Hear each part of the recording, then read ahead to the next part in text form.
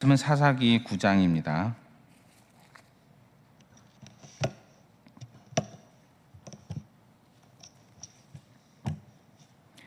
사사기 9장 22절부터 45절까지 말씀입니다.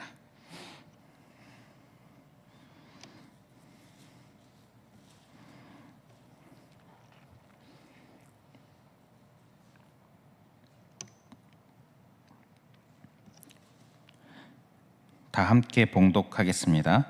아비멜렉이 이스라엘을 다스린 지 3년에 하나님이 아비멜렉과 세겜 사람들 사이에 악한 영을 보내심에 세겜 사람들이 아비멜렉을 배반하였으니 이는 여룹바알의 아들 70명에게 저지른 포악한 일을 갚되 그들을 죽여 피 흘린 죄를 그들의 형제 아비멜렉과 아비멜렉의 손을 도와 그의 형제들을 죽이게 한 세겜 사람들에게로 돌아가게 하심이라.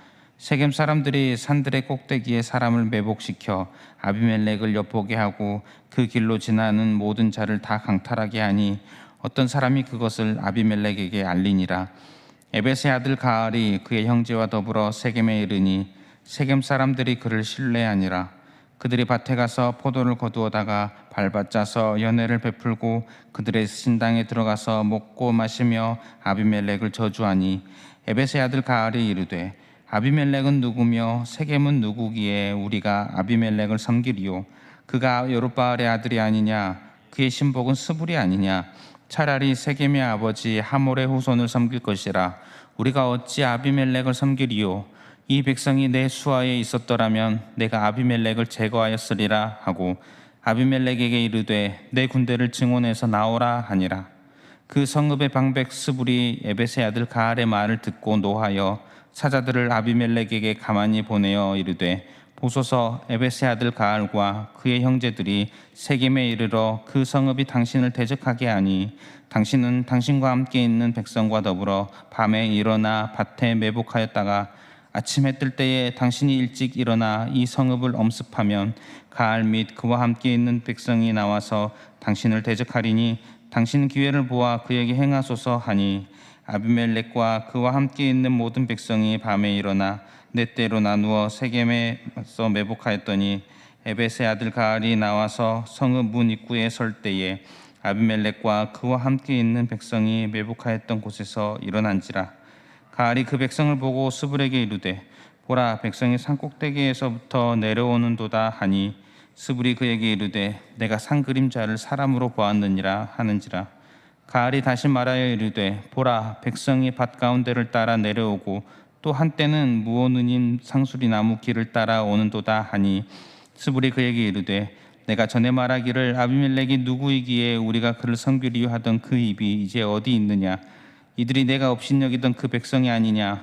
청하노니 이제 나가서 그들과 싸우라 하니 가알이 세겜 사람들보다 앞에 나가서 아비멜렉과 싸우다가 아비멜렉이 그를 추격하니 그 앞에서 도망하였고 부상하여 엎드러진 자가 많아 성문 입구까지 이르렀더라. 아비멜렉은 아루마에 거주하고 스불은 가알과 그의 형제들을 쫓아내어 세겜에 거주하지 못하게 하더니 이튿날 백성이 밭으로 나오매 사람들이 그것을 아비멜렉에게 알리니라. 아비멜렉이 자기 백성을 세 무리로 나누어 밭에 매복시켰더니 백성이 성에서 나오는 것을 보고 일어나 그들을 치되 아비멜렉과 그때는 돌격하여 성문 입구에 서고 두 무리는 밭에 있는 자들에게 돌격하여 그들을 죽이니 아비멜렉이 그날 종일토록 그 성을 쳐서 마침내는 점령하고 거기 있는 백성을 죽이며 그 성을 헐고 소금을 뿌리니라. 아멘. 기드온이 죽은 후에 기드온의 아들 중 첩의 아들 아비멜렉이 자신의 외가 세겜과 세겜 사람들과 함께 그들 등에 업고 그들과 함께 기드온의 다른 아들 70명의 아들들을 죽이고 한 명만 빼고 요담이라는 아들 한 명만 빼고 죽이고 스스로 왕이 되었습니다. 그 장면이 9장 1절부터 나옵니다. 왕이 되고 나서 이제 오늘 말씀은 아비멜렉이 스스로 왕이 되고 나서 3년 후의 이야기입니다. 아비멜렉이 왕이 된 지 3년 후에 세겜 사람들이 가알이라는 사람과 손을 잡고 쿠데타를 일으키는 그런 이야기가 오늘 이야기입니다. 22절, 23절을 보면 아비멜렉이 이스라엘 다스린 지 3년에 하나님이 아비멜렉과 세겜 사람들 사이에 악한 영을 보내심에 세겜 사람들이 아비멜렉을 배반하였으니 아비멜렉의 외가로서 아비멜렉을 왕으로 세운 1등 공신 세겜 사람들입니다. 그런데 이제는 아비멜렉을 배반합니다. 불과 3년 만에. 그리고 거기에 주도적인 역할을 하는 사람이 한 사람 등장합니다. 가알입니다. 28절에 보면 에베스의 아들 가알이 이르되 아비멜렉은 누구며 세겜은 누구기에 우리가 아비멜렉을 섬기리요 그가 여룻바알의 아들이 아니냐 그의 신복은 스불이 아니냐 차라리 세겜의 아버지 하몰의 후손을 섬길 것이라 우리가 어찌 아비멜렉을 섬기리요 우리가 어찌 아비멜렉을 섬기리요 이렇게 연설을 하고 자신이 아비멜렉을 몰아내겠다고 말합니다. 29절에 보면 이 백성이 내 수하에 있었더라면 내가 아비멜렉을 제거하였으리라 하고 아비멜렉에게 이르되 내 군대를 증원해서 나오라 이렇게 말합니다. 세겜 사람들이 쿠데타를 일으키고 있습니다. 그리고 거기에 가알이 중심 역할을 하고 있습니다. 그런데 이 쿠데타를 일으키는 이 사람들, 이 세겜 또 이 모임 이 사이에 그들에게 첩자가 있습니다. 그 첩자는 스불이라는 자입니다. 스불은 이 사실을 몰래 아비멜렉에게 알립니다. 아비멜렉이 이 소식을 듣고 스불과 계획을 짜지요. 그래서 몰래 군대를 이끌고 옵니다. 그리고 그 쿠데타를 진압하는 그런 이야기가 오늘 이야기입니다. 우리가 오늘 이 말씀을 보면서 참 느껴지는 것은 선한 자가 없다. 하나님을 섬기는 경건의 사람이 없다라는 것을 느낍니다. 세겜 사람들 어떻습니까? 아비멜렉을 도와서 기드온의 다른 70명의 다른 아들들을 죽이고 아비멜렉을 왕으로 올리고 스스로 왕의 자리에 가는 것. 당시에 왕이 없습니다. 그런데 스스로 왕의 자리에 가고 또 그 과정에서 많은 사람들을 죽이고 이것은 하나님 앞에 죄입니다. 가을 그런데 그 죄를 지었는데 세겜 사람들이 불과 3년 만에 또 배반을 합니다. 가을 적극적으로 동참하지요. 배반에. 스불, 아비멜렉 누구 하나 하나님 앞에 서 있는 자가 없습니다. 등장인물 중에 하나님 말씀대로 하나님 섬기는 자라고 할 수 있는 자가 없고 누구나 다 악의 길을 가고 있습니다. 악인들의 이야기라고 해도 될 정도일 것 같습니다.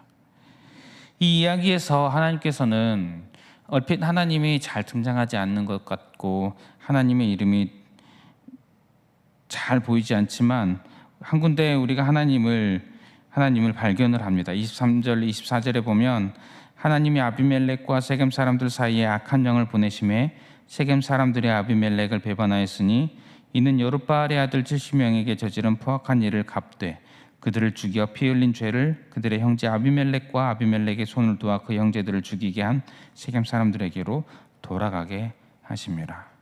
지금 오늘 일어난 이 쿠데타 이 사건이 하나님께서 일어나게 하신 사건이라는 것을 알 수가 있습니다. 왜 일으키셨는가? 왜 이런 일이 일어나게 하셨는가 하면 아비멜렉이 스스로 왕이 오르고 그 과정에서 잔인하게 사람들을 죽이고 했던 죄에 대한 심판이라고 나와 있습니다. 그 죄에 대해서 심판하시는 것입니다. 하나님께서 행하시고 계십니다. 온통 악인들의 이야기입니다. 악인들의 이야기. 서로 협력하고 배반하고 죽고 죽이는 그런 이야기 과정에서 하나님께서 그들의 죄를 심판하고 계십니다. 성도 여러분, 하나님은 죄에 대해서 심판하시는 분입니다. 죄의 삭은 사망입니다. 생명이 아닙니다. 사망입니다. 그래서 모든 인간은 죽습니다. 모든 인간은 죄인이기 때문입니다. 하나님은 죄에 대해서 용서가 없으십니다. 반드시 심판하십니다. 물론 우리 인간의 눈으로 보기에는 그 심판이 당장 임하지 않는 것처럼 보이기도 합니다. 우리 인간의 시간으로 생각할 때에 하나님의 시간은 좀 다릅니다. 그래서 왜 심판이 임하지 않지? 이렇게 생각이 들 수가 있습니다. 하지만 분명한 사실은 하나님은 죄를 결코 그냥 넘기시지 않는다는 사실입니다. 반드시 심판하십니다. 우리는 이 사실을 기억해야 합니다. 하나님은 반드시 심판하신다. 죄는 결국 심판에 이른다.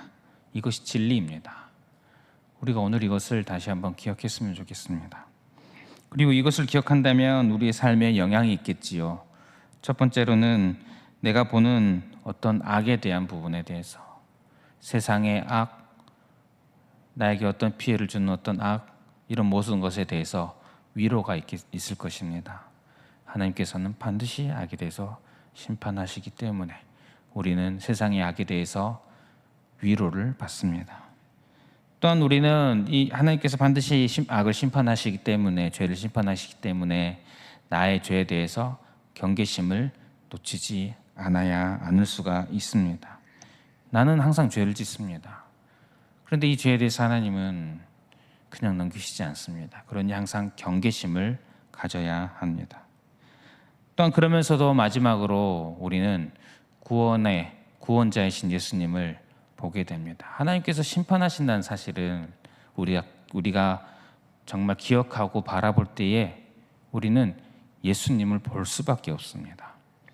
우리가 예수님을 안 본다면 내가 죄인이라는 사실, 하나님은 죄에 대해서 반드시 심판하신다는 사실을 제대로 알지만 진심으로 마음 깊이 제대로 실감하지 못하고 있는 것일지도 모릅니다. 왜냐하면 죄에 대해서 생각할 때에 나는 항상 죄인입니다.